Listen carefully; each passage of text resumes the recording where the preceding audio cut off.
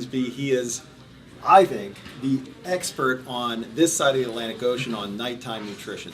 World authority, great stuff. We're learning so much about what happens at night, and some just breaking some myths. I think just what we thought we knew. Yeah, I mean, it's been a phenomenal run the last, I guess, 6 years or so. We've been taking this topic on.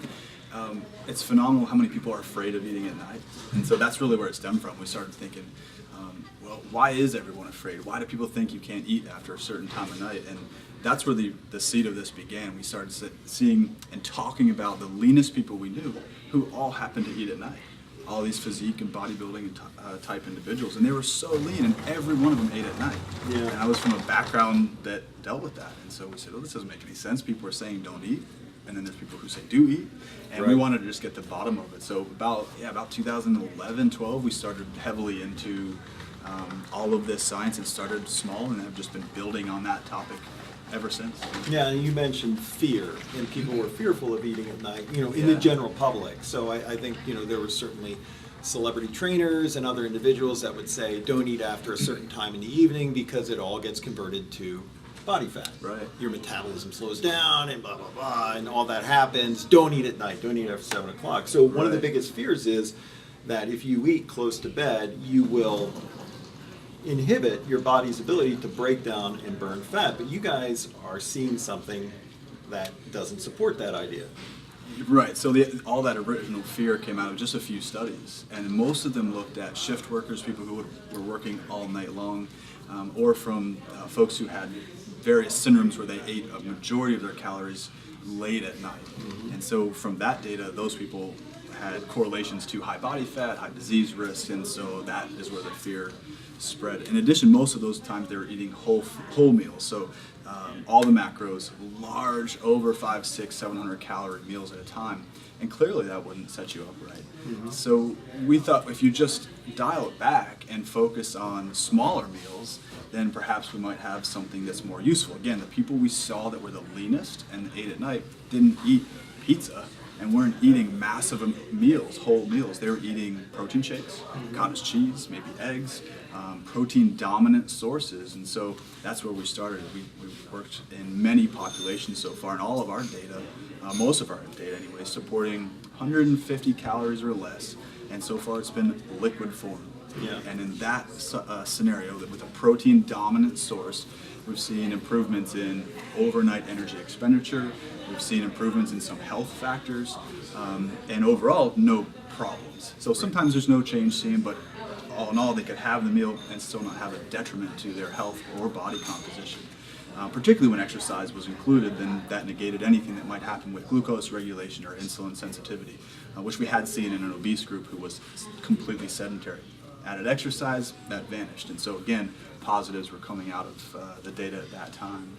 And probably the coolest thing we've seen lately, though, is we've started using microdialysis. Yeah, I was just going to... Yeah, so microdialysis is really cool. It's a technique where you insert a small probe directly into the abdominal subcutaneous tissue. So we make a small incision for that. It's just a needle poke, and you can pull out the needle and you leave in a probe underneath the skin. And what we can find from that is we can measure lipolysis. And so we perfuse the fluid in, and we measure what comes out, and we look at glycerol, which is an indicator of fat breakdown. From that scenario, we said, what if we left these in overnight? And so we've done that. We fed casein, we fed carbohydrate, we fed placebos that just tasted like the other two. And what we're seeing from that is that in obese men, if you eat right before bed one of these small calorie drinks, you have a lipolytic response from casein that's identical to having absolutely nothing.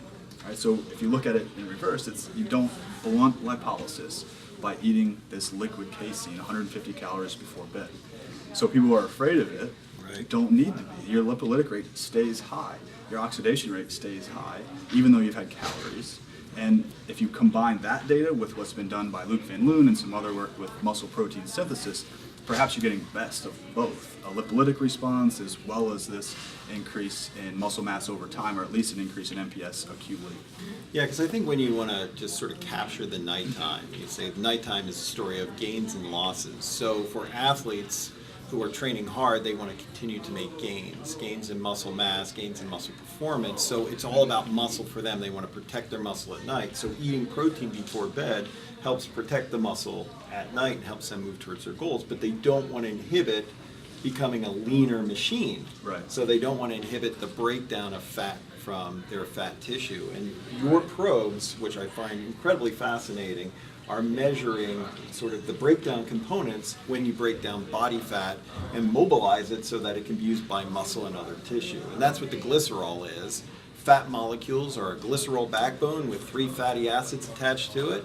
When you pluck off the fatty acids and they circulate in the blood, the glycerol goes out in the blood too, Right. and that's what you're seeing. That release of glycerol is a marker of fat breakdown. Right. So we're seeing it in 2 places. So we're seeing it directly in the tissue where the probe is, so directly in the fat, and then we also measure it systemically in the blood. So we'll see it whole body as well as in a very specific location, in this case abdominal belly fat, which is where most people are concerned. Yeah. So one of the ways that we've been able to work together at Dymatize and Dr. Ormsbee's lab at Florida State is we've used casein supplements, but you guys are stepping beyond casein supplements, and now you're looking at food. Yeah, whole foods is always the question. I mean, every time I give these talks, people wonder when we're going to create an ice cream brand for what to eat at night. It just hasn't happened yet. Maybe that's the next project.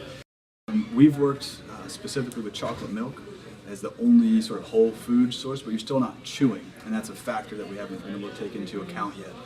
So the first one we're starting with is going to be a cottage cheese, a whole food scenario, and comparing it to what we know has been working, these casein or way small portion drinks, and that's the next step. Can we do it with food, or does it have to be a liquid scenario so you have the best digestion absorption of it? Yeah, very interesting. So you'll just have to stay tuned, and we'll see how all that shakes out. Maybe next year at ISSN you'll be Yeah, we'll have talking data. about that data. All right, Doc.